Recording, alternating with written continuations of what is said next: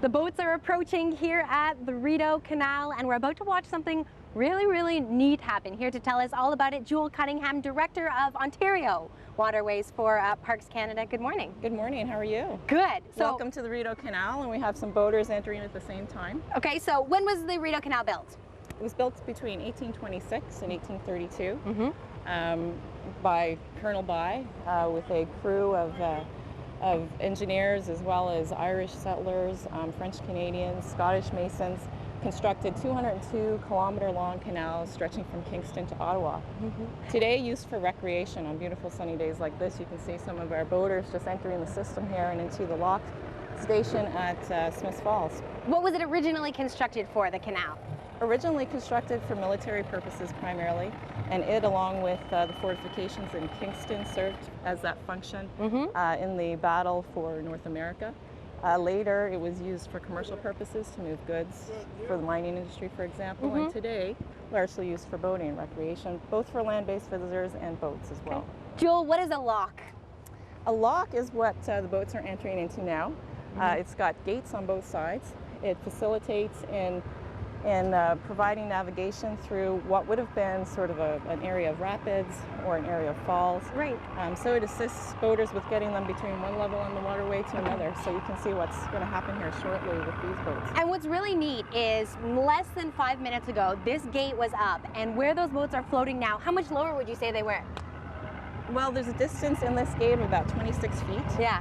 So you'll see the water drop once the lock masters, lock operators here let the water down. It'll travel through the sluice. The water will come out into the bottom of the river there, and the boats will go down.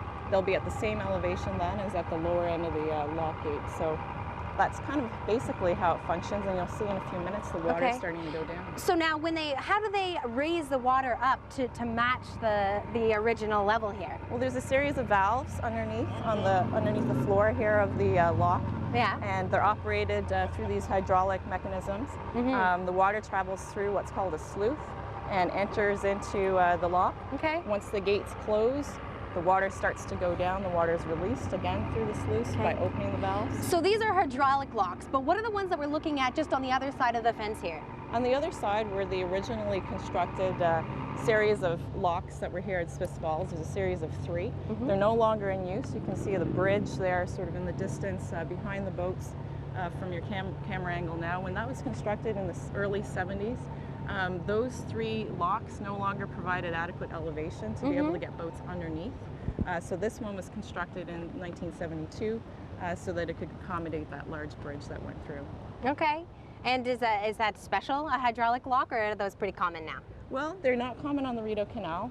It's a historic canal, a UNESCO designation, so most of the infrastructure as well as the locks are the same as what they were when they were originally constructed, and still in operation in the same way as well. So on the Rideau we have 3 hydraulic locks, and the rest of the 47 in total are still manually operated. Okay. Well, the doors are coming to a close here, so we won't see them drop right this moment, but if you come and drop by the canal when you're visiting Smiths Falls, there are constantly boats going through, so you'll see them then.